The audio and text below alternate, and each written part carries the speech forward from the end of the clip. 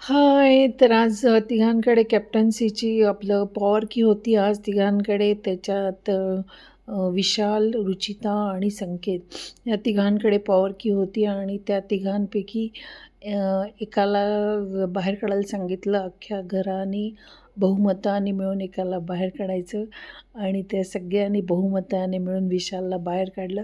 तर विशाल म्हणतो, की "मी कॅप्टन झालो तर सगळ्यांची काफ फाटते म्हणून."